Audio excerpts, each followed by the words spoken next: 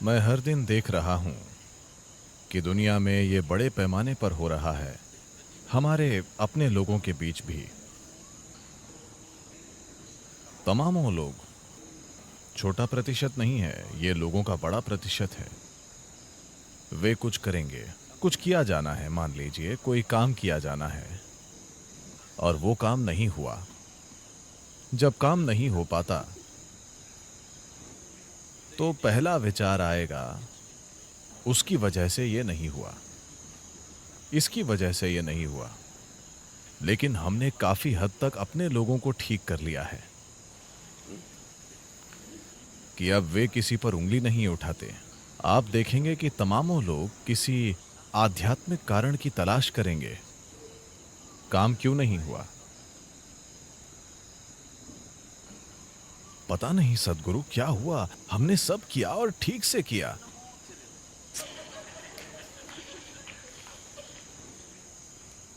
असल में वे मुझे दोष दे रहे हैं।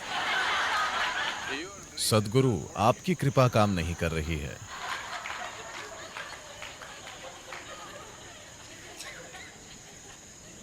पहले दिन से, इनर इंजीनियरिंग के पहले दिन से यहां तक कि फ्री परिचय सत्र में भी केवल एक चीज जो हम आपके सिर में डालने की कोशिश कर रहे हैं, अगर कोई चीज काम नहीं कर रही है तो जाहिर है कि उसे ठीक से नहीं किया गया है।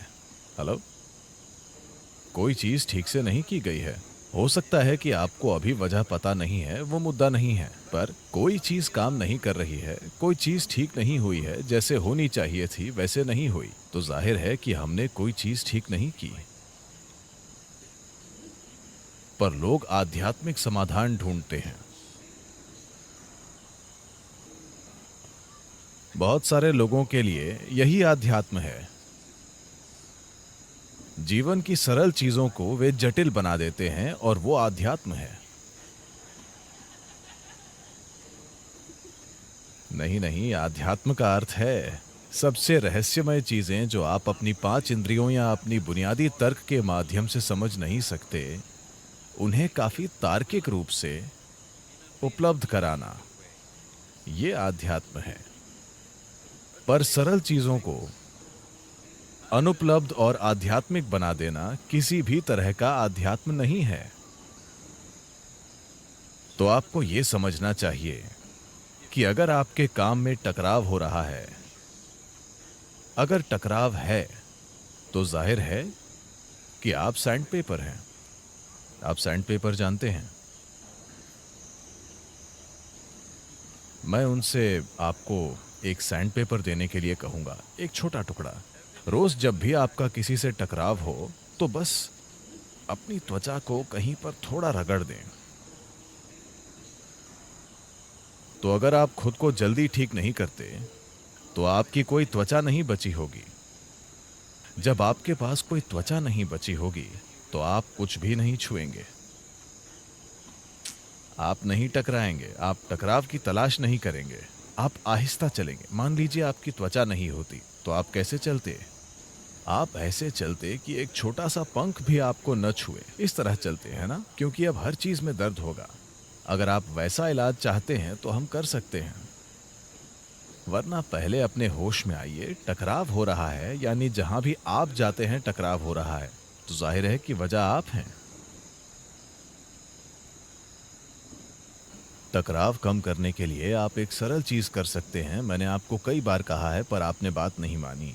आप एक दिन में या एक घंटे में या एक मिनट में, or in a minute, how many words per minute are you uttering?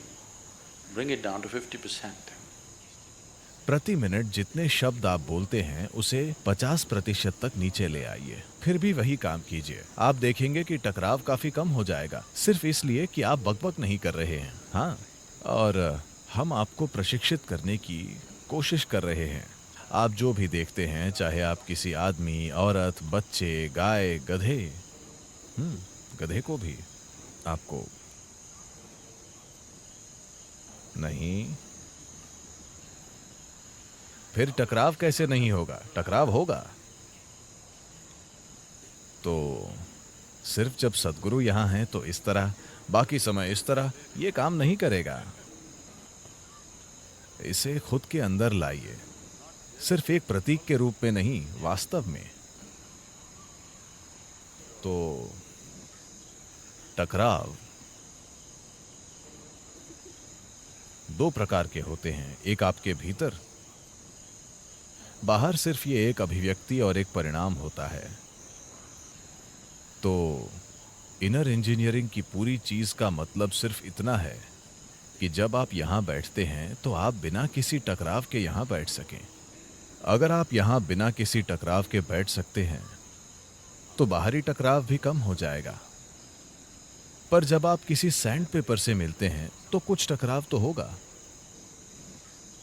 Sand paper होते हैं, हेलो, तो जब आप एक सैंड पेपर से मिलते हैं तो टकराव तो होगा, वरना कैसे ये होगा। तो आमतौर पर हम सैंड पेपर से जितना हो सके बचते हैं, पर कभी कभी हमें उनके साथ काम करना पड़ता है। जब हमें सैंड पेपर के साथ काम करना हो तो आपको चतुराई चाहिए होती है। ये चीज आपको सीखनी होगी, वरना ये नहीं आएगा। इसमें कुछ भी आध्यात्मिक नहीं है, ये समाज में चतुराई है। कभी कभी ये काम नहीं करती, पर ये हुनर की बात है। कुछ लोग जो बिल्कुल आध्यात्मिक नहीं होते, वे सैंड पेपर से मिलने पर बहुत चतुराई से काम लेते हैं। आप ऐसे एजेंटों और दूसरे लोगों को देखेंगे जो सरकारी कार्यालयों और राजनीतिक माहौल में काम करते हैं। वे बहुत चिकने होते हैं, इससे फर्क नहीं पड़ता कि दूसरा व्यक्ति कितना अक्खड़ है। ये लोग बस वे सिर्फ अपना काम निकाल कर चल देते हैं। तो सैंड पेपर के साथ काम करने के लिए हुनर और अनुभव चाहिए।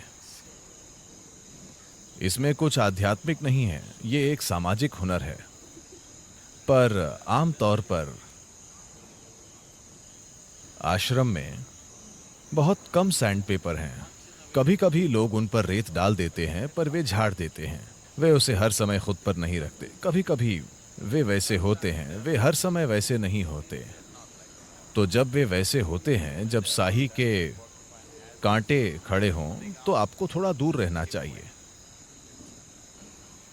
जब वो नीचे हों तो आप उनसे बात कर सकते हैं। वो हर समय कांटे खड़े नहीं रखता, उसमें उतनी ताकत नहीं होती। तो आपका टकराव आपको समझना चाहिए, ये सिर्फ आप हैं। मैं क्या करूं, मुझे क्या करना चाहिए, मैं नहीं बताऊंगा। मैं नहीं बताऊंगा। आपको बस इतना ही करना है, हम आपके लिए एक विशेष गधा लाएंगे। आपको उसको पीछे से झुककर प्रणाम करना होगा, सामने से नहीं। सदगुरु, मैं गया और गधे के खुरों को छुआ। नहीं नहीं, सामने से ये काम नहीं करता है, ये पीछे से ही काम करता है।